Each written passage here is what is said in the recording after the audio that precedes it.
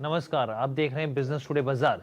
बाजार में जहां त्राही त्राही हो रही है, निवेशकों के करीब करीब 4.8 लाख करोड़ रुपए डूब गए हैं। जी हां, ये आंकड़ा बहुत बड़ा है। 4.8 लाख करोड़ निवेशकों के अब तक डूब गए हैं।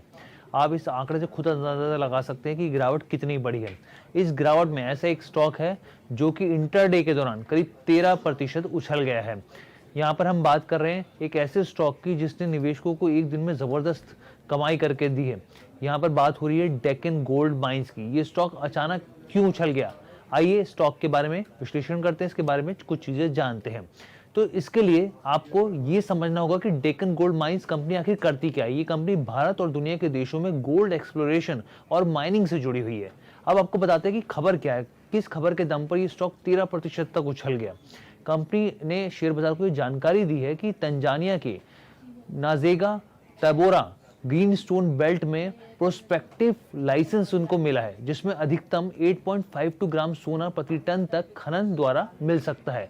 इसके अलावा कंपनी ने जानकारी दी है कि डेक्कन गोल्ड माइंस तंजानिया के पक्ष में लिथियम और इससे जुड़े मेटल्स के लिए प्रोस्पेक्टिव लाइसेंस की सिफारिश की गई है और ग्रांट ऑर्डर का इंतजार है। अब यहाँ पे आपके मन में सवाल उठ रहा होगा कि भाई प्रोस्पेक्टिव लाइसेंस होता क्या है। तो मैं आपको बताऊं, प्रोस्पेक्टिव लाइसेंस खनन कंपनियों को किसी भी ब्लॉक में मेटल की संभावित मौजूदगी का पता लगाने के लिए दिया जाता है। प्रोस्पेक्टिव लाइसेंस के जरिए शुरुआती जांच से मिली जानकारी के बाद कंपनियां तय करती हैं कि भाई कहां पूरे जोर शोर से ऑपरेशन को शुरू किया जा सकता है। आपको बता दें कि प्रोस्पेक्टिव लाइसेंस जिस ब्लॉक के लिए दिया गया है उसका साइज जो है यहाँ पर करीब 100 वर्ग यानी 100 वर्ग किलोमीटर से ज्यादा है। अपने आप में बहुत बड़ा एरिया है ये।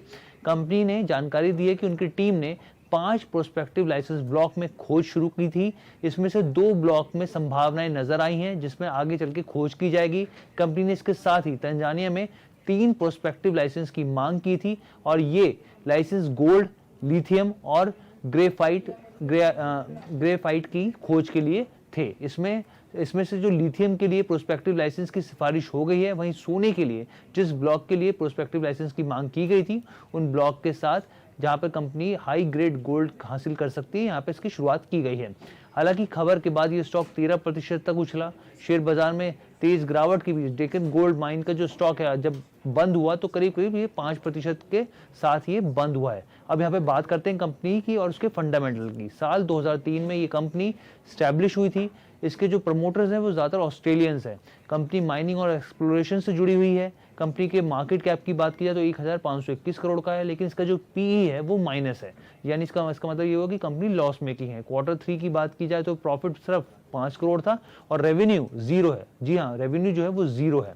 प्रमोटर्स की हिस्सेदारी की बात की जाए तो मार्च 2021 में ये हिस्सेदारी 26.13% थी, जो कि अब घटकर दिसंबर क्वार्टर में 25.93% हो गई है। वहीं एफआईज यानी विदेशी निवेशकों की बात की जाए तो ये मार्च 2021 में 4.53% थी, जो कि दिसंबर 2023 में घटकर 1.88% रह गई है।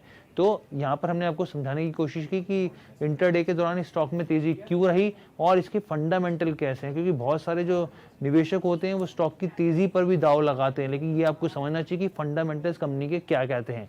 कैसी लगी वीडियो कमेंट करके जरूर बताइएगा। बिजनेस जुड़ने के लिए आपका बहुत बहुत धन्यवाद।